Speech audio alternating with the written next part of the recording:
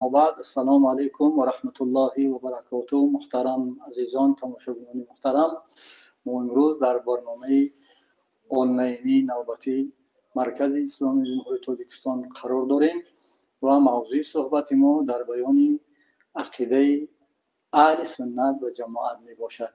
برای پاسخی عزیزان که به قدری واسه طاقتی که دارم تیارم، مبادا اگر یکم سوال ها باشد در مورد بیان عقیده اهل سنت و جماعت می توانید آزادانه با من سوال قدیم مراجعه نمایید. می خواهم پیش از آغاز سوال و جواب موضوع صحبت من که از بس که درباره بیان عقیده اهل سنت و جماعت است کوتاه معلومات دهم و درباره سیر تاریخی علم کلام کوتاه می خواهم و معلومات شما برسانم. در زمان صحابه و تابعین که به برکت صحبت رسول خدا صلی الله علیه و سلم و به سبب قرب زمان او یگام اختلاف و نزاع نبود و از جهت صافی عقیدهشان یگام نزاعها در مابینشان نبود. بعد زمان آنها که همچنان که حضرت علامه تفتزانی در شرح عقاید نصفی در صفحه 6 بیان می نماید که امور مسلمین در دست بعضی ظالمان افتاد، اهل اهوا و اهل بدعت از فرصت مناسب استفاده برده مردم را از عقیده صافی پیغمبر و صحابهان منحرف میکردند و حتی به حد رسید که بعضی گروه های اهل اهوا و اهل بدعت از جمله خوارج، معتزله، روافض، مرجعه، قدریه و دیگر اهل بدعت از فرصت مناسب استفاده برده مردم را از عقیده صافی پیغمبر و صحابگان منحرف میکردند. وقتی این واقعه ضرورت پیش آمد، عالمان و متقیان کامل برای اصلاح عقیده مردم میان بستند. یکی از جمله همون انسان‌ها که عالمان کمال و متقیان کامل بودند که از جمله متأخرین تابعین حساب می شود حضرت امام اعظم رحمت الله علیه است که برای اصلاح عقیده مردم تا اینکه مردم گمراه نشوند و مردم و از عقیده پیغمبر و صحابه دور نروند گفته میان بستند. حضرت امام اعظم رحمت الله علیه از جمله همون ذاتانی بود که از آیات‌های قرآنی و احادیث حضرت پیغمبر صلی الله علیه و سلم همچنین که بزرگان در کتاب میارند زیاده از 83,000 مسائل دینی را استخراج و استنباط کردند و مردم را از عقیده فاسده و تعبیرهای باطله اهل اهوا و اهل بدعت رها دادند و مردم را در عقیده صافی حضرت پیغمبر و صحابگان استوار و مستحکم نمودند. که من بعد کدام انسان‌هایی که در این دین خدمت کردن خیشرچین خدمت این مرد ابرمرد است. همچنانی که حضرت امام شافعی رحمت الله علیه هم در حق حضرت امام اعظم رحمت الله علیه گفتند همه مردم خانواده و سبق آموزی ابو حنیفه اند، زیرا حضرت امام شافعی رحمت الله علیه خدمت‌های حضرت امام اعظم رحمت الله علیه را و در مقابل اون اهل بدعت و اهل چی معتزله و چی خوارج چی روافض چی ها چکل مبارزه ها بودن اونها درک کرده بودن و فهمیده بودن، برای همون این سخن را در حق حضرت امام اعظم رحمت الله علیه گفتگی بودن. اصلا اهل سنت و جماعت میگویند اصلا سنت چیست؟ سنت در لغت و معنای راه و روش است و در اصطلاح شریعت سنت رفتار و گفتار و تقریرات حضرت محمد علیه السلام را میگویند. تقریر چیست؟ تقریر همین است که حضرت پیغمبر صلی الله علیه و سلم از صحابگانش چیزی میشنود یگام کاری و گفتند هیچی نمیگن، یا که نمیشه در پیش حضرت پیغمبر یک کار انجام میدهند و را به حال خودشون میمونند همین را تقریر میگن. یعنی خلاصه خواه گفتار و خواه که کردار صحابه های حضرت پیغمبر صلی الله علیه و سلم باشند، حضرت پیغمبر در مقابل فعل اوها اگر سکوت ورزیده باشند این تقریر حضرت پیغمبر و سنت حضرت محمدی صلی الله علیه و سلم میگویند. که اهل سنت عبارت از همین، یعنی اهل سنت انسان‌هایی هستند که ظاهر قرآن و احادیث حضرت پیغمبر صلی الله علیه و سلم به چون چرا قبول دارن بدون تعبیرهای باطل. اینا چی میگن؟ اینا اهل سنت میگن. اهل سنت یعنی خلاصه یک جماعت سنتگرا، نه جماعت اهل اهوا و اهل بدعت.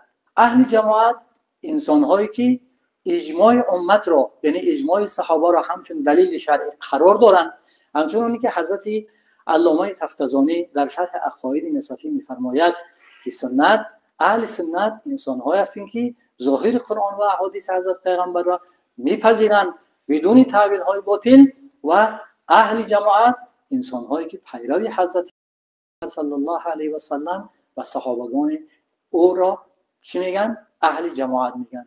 یعنی به طور خلاصه بگیم اهل سنت و جماعت یک اهل سنتگرا، یک اهل جماعتگرا، نه تفریقگرا و فرقه ساز گفتگی. اصلا اسلام خودش یک طرفدار یک پارچگی انسان ها است که باید انسان ها همه یک پارچه باشن، یک رویه داشته باشن، یک اعتقاد داشته باشن، باید که در بین اینها تفریقه نباشن. متاسفانه همچنانی که حضرت پیغمبر صلی الله علیه و سلم در زمان خودشان به طریق الهام اشاره کردند، این را حضرت عبدالله ابن عامر روایت میکند. پیغمبر خدا صلی الله علیه و سلم در حدیث مبارکشان فرمودند بنی اسرائیل 72 گروه شدند، امت من در آیند 73 گروه میشوند که اونها همه‌شون در نار هستند مگر یک گروه. در یک حدیث دیگر بر آوردن علیکم بالسواد الاعظم و من شذ فی النار، گفتند که لازم بود با شما و بسیاری کدام طرفی که امت بسیاری را قبول کرده باشند او را چی میگن؟ یعنی سواد اعظم میگن که اشارت به سوی علما میگن اهل سنت و جماعت است، و شخصی که تفریقه کند در مقابل اونها جدا شوند بران یا همین اهل بدعت اهل اهوا هستند. علما میگویند شناخت دین از نظر اهل سنت و جماعت همین است که اصل چیه؟ قرآن و حدیث است. محور در شناخت دین چی است؟ قرآن و حدیث است و عقل سبب است. اگر باشه سبب نباشه، عقل نباشه، او هیچ چیز نمیفهمه. اصل در شناخت دین اصلا چی است؟ قرآن و حدیث است. یعنی هر چیزی که در ظاهر قرآن و احادیث صحیح حضرت پیامبر صلی الله علیه و سلم آمده است، برای امت واجب است که او را بچون چرا باید قبول داشته باشند. اهل بدعت در علما میگویند شناخت دین در نزد اهل بدعت چی است؟ عقل است. میگه عقل اصل است، محور در شناخت دین عقل و آیت و قرآن و حدیث حضرت پیغمبر صلی الله علیه و سلم سبب است، و از همین جهت اونها گمراه شدند و دیگرها را گمراه کردند. از همین جهت که عقل اصل محور دین شناخت دین گرفتن، بسیار آیات های قرآن را و احادیث حضرت پیغمبر صلی الله علیه و سلم را تعویل کردند و با عقیده پیغمبر و صحابگان ضد برآمدند. زیرا مثلا درباره دیدار و رویت خداوند جل و علا خود در قرآن خبر می‌دهد در سوره قیامت آیه 22 23 که استعیذ بالله وجوه یومئذ ناظرة الی ربها ناظرة، بعضی صاحب‌های روی‌ها در روز قیامت تازه و تابان به سوی پروردگارشون نظر می‌کنند. ظاهر قرآن همین است، لکن اهل بدعت این را گرفتن، از جمله خوارج، از جمله معتزله، از جمله روافض. اینو چی میگن؟ میگن که این تعبیر داره. امام اعظم رحمت الله علیه میگه که خداوند جل و علا شیء است، همچنان که در کتاب فقه اکبر بیان میکنه و هو شیء لا کالاشیاء و معنی شیء اثباته بلا جسم و جوهر و عرض گفتن بیان میکنه.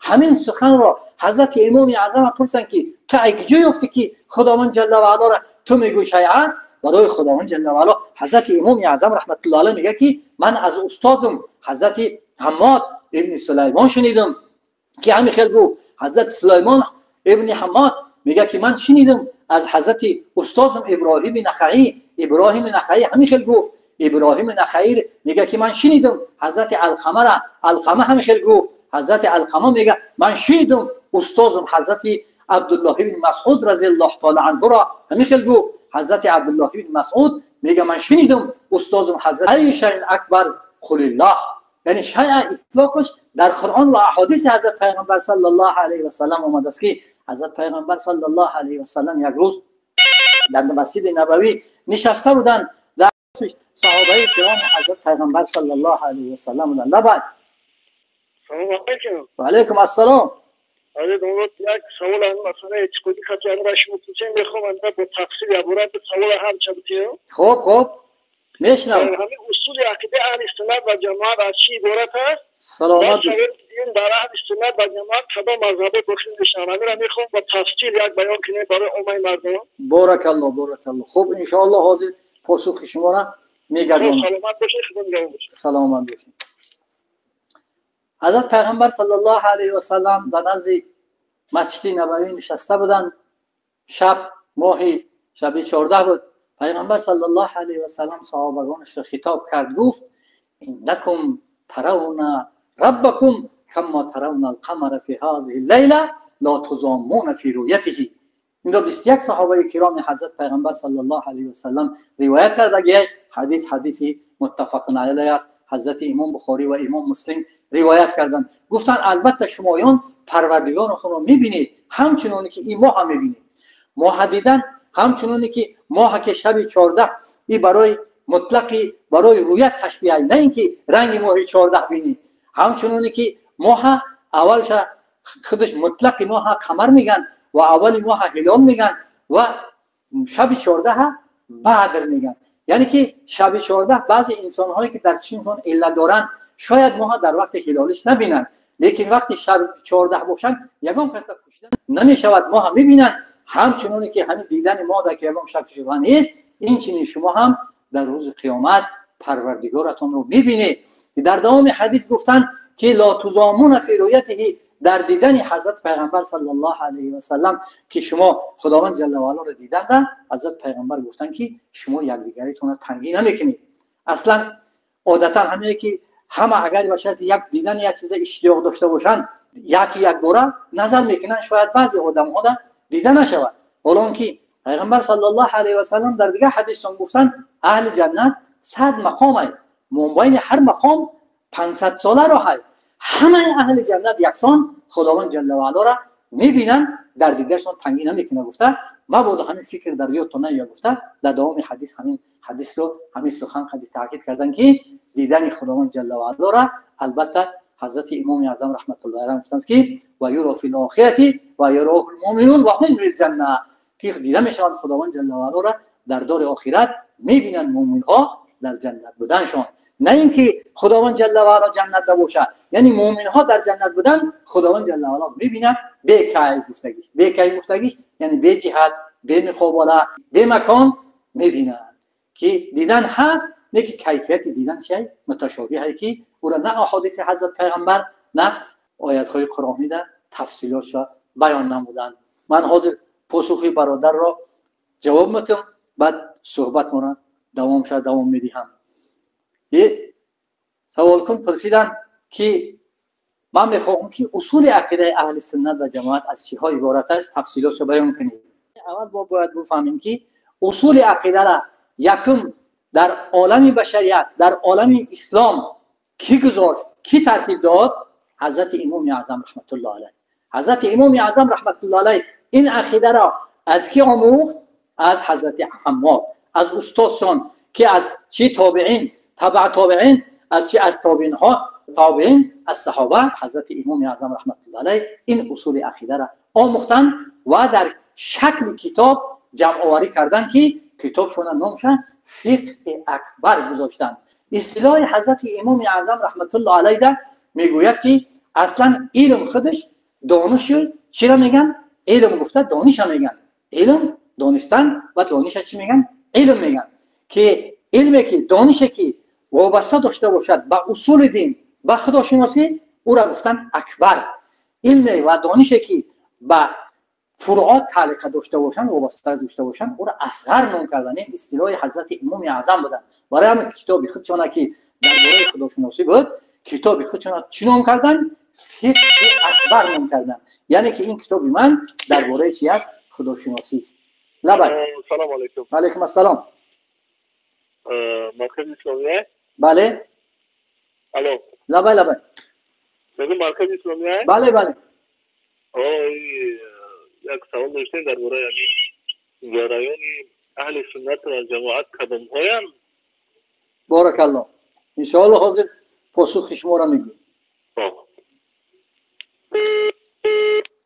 همین اصول عقیده اهل سنت و جماعت حضرت امام اعظم رحمت الله علیه در کتاب فقه اکبرشون بیان کردن که به تفصیل بیان کردن که اصلا خودش باور کردن به خداوند و صفاتهای او، باور کردن به عالم برزخ. عالم برزخ چی است؟ عبارت از عذاب قبر، راحت قبر، سوال و منکر و نکیر، قصاص گرفتن در مابین خصوم، یعنی در مابین ظالمان و مظلومان، حساب کتاب، پل صراط، حوض حضرت پیغمبر صلی الله علیه و سلم، میزان، دیدار خداوند جل و علا، وجود بهشت دوزخ و مخلوق بودن آنها و دائمی بودن آنها و شفاعت حضرت پیغمبر صلی الله علیه و سلم و افعال بندگان مخلوق خدا هستند و کسب بندگان است و افضل بشر بعد حضرت پیغمبر خلفای راشدین است و از پشت هر یک آدم نیککار و بدکار نماز خواندن و در بالای هر یک آدم بدکار و نیککار نماز خواندن و غیر از همین ها عبارت است. انا در همین اصول عقیده کیها خلاف کردن؟ اهل بدعت، اهل اهوا. اونها کی هستند؟ عبارت از خوارج، معتزله، روافض، مشبهه، مرجئه، قدریه. اینها در مثال در اصول عقیده مثلا اهل سنت و جماعت خلاف کردن. یکی از جمله اصول عقیده خلاف کردن معتزله ها بیان میکنن که خداوند جل و علا چی داره؟ خداوند جل و علا ذات خودش تنهاست، خدای تعالی صفت نداره. خداوند جل و علا عالمیش به اعتبار ذات چای، قادریش به اعتبار ذات چای، نه اعتبار مثال که خداوند جل و علا صفت نداره. اونها مردم را مغالطه میندازن و میگویند که عقل قطعی را میگن که اگر خداوند جل و علا صفت اگر ثابت کنیم تعدید خدا ما لازم میاد، تعدید خدا ما میگه محال است. علمای اهل سنت و جماعت میگه درست، تعدید خدا ما به شرط محال میشود که ما ذات قدیم متعدد بگیم، صفاتاش هم متعدد بگیم. اگر ذات قدیم اگر باشد یک تا باشد دارای چند صفت ها داشته باشد این متعدد نیست. از جمله مخلوق خداوند جل و علا از همه ضعیفترین مخلوق خداوند جل و علا انسان است که دارای چند صفت است. یک شخصیت است، یک او عالم است، محدث است، قاری است، حافظ است، انجینیر است، زتکنیک است. که یک انسانی که مخلوق خدا است دارای این صفت ها داشته باشد، او ذاتی که این انسان را خلق کرده است آیا نمیتواند که او دارای صفت های ذاتی داشته باشد، صفت های فعلی داشته باشد، صفت های خبری داشته باشد؟ این صفت ها را خداوند جل و علا داراست. با شرطی ما محال می شود که با شرطی ما ذات متعدد بگیم. اگر ذات تنها باشد صفت های قدیم داشته باشد هیچ کس هرگز این محال لازم نمی شود. گفته علمای اهل سنت پاسخ معتزله ها را جواب میدهند. خوارج، معتزله، شیعه ها میگن که عذاب قبر نیست، راحت قبر نیست، منکر و نکیر نیست. گفتن از همین جهت در اصول عقیده یکی حضرت پیغمبر صلی الله علیه و سلم و خداوند جل و علا که اشارات ها در آیات های قرآنی و احادیث حضرت پیغمبر صلی الله علیه و سلم است. حضرت براء ابن عازب رضی الله تعالی عنه روایت میکند من شنیدم پیغمبر خدا صلی الله علیه و سلم را که آیه 27 سوره ابراهیم استعیذ بالله یثبت الله الذين آمنوا بقول ثابت نزل فی العذاب بالقبر گفته حضرت براء ابن عازب ای حضرت پیغمبر صلی الله علیه و سلم روایت میکند. این روایت ها را نادیده میگیرند و عقل خودشون بالا میدونند و این حدیث ها را تعبیل میکنند، تعبیل های باطل میکنند. تعبیل های باطل کردن مردم رو گمراه میکنند، میگن که عذاب قبر نیست، راحت قبر نیست. از روایت های حضرت ابو هریره و حضرت انس و دیگر صحابه های حضرت عبدالله بن مسعود، دیگر صحابه های حضرت پیغمبر صلی الله علیه و سلم روایت های صحیح اومده که پیغمبر خدا صلی الله علیه و سلم فرمودند وقتی که قبر و ازای قبیل العبد، وقتی که بنده را قبر کرده شود حال خویشاوندش دور نرفته آواز نعل او را میشنود. یعنی پیغمبر خدا صلی الله علیه و سلم گفتن که مردگان میشنوند. حال بعضی انسان ها را میشنویم که انسان های گمراه میگن که وقتی که انسان که مرد دیگه هیچ نمیشنود. انسان میت میشنود و انسان ظاهرش میشناسد و از او عملهای خیر بیاید روحشون خرسند میشود. این در مثال عقیده اهل سنت و جماعت همین است که پیغمبر خدا صلی الله علیه و سلم گفتند وقتی که انسان قبر کرده شد حال مردم دور نرفته آواز نعل او رسیده، ناگهان میگه در چشم کویده میشود که دو ملائکه میدراید که و یدخلون الملکان الاسودان عیناهم و ارزخان. میگه دو ملائکه سیاه میدراید. لبای لبای سلام علیکم. و علیکم السلام. خود عزیز نازی کردین رحمت. سلامت خوبه. خب سوال داشتیم خود میشنم. امی استدلالات مذهبی به چهارگانه یک باشن که فرق دارن. سلامت باشن. از امام اعظم مثال هفت است که گفتیم از دیگه خب هم یک باشن که فرق سلامت باشن. خب انشالله جواب میدیم. سلامت باشن. پیغمبر خدا صلی الله علیه و سلم گفتند و یدخلون الملکان الاسودان عیناهم و ارزخان یقال لاحدهم المنکر وللآخر النکیر. گفتند دو ملائکه سیاه میدرویند که اونها چشمشون سبز، اونها یک تشت گفته میشود منکر و نکیر. منکر و نکیر این صیغه‌های هستند که صیغه مفعول یا که صیغه صفت مشابهه به معنای یعنی ناشناس به کدام اعتبار؟ به اعتباری که انسان در عمر سرش او خیلی انسان را به صورت انسان البته می‌رویند ملائکه و ملائکه را خداوند جل و علا قدرتی دادگی که هر شکل در خودشون میگردانند. یعنی خلاصه به همین خیلی صورت ها میآیند که او را نمیشناسند و او را میشناسند، جان میدرارند، میپرسند من ربک و ما دینک و من نبیک. همون اصول ثلاثه که امروز بعض برادرها دعوا میکنند، همین اصول ثلاثه در عقیده اهل سنت و جماعت عبارت از همین است که پرسیدن اول میپرسه که رب تو کیست، دین میپرسه دین تو چیست و سوم میپرسه که پیغمبر تو کیست میپرسه. و عقیده صحیح اگرچند این سوال ها ظاهر آسان هم باشه که در زبان هر کس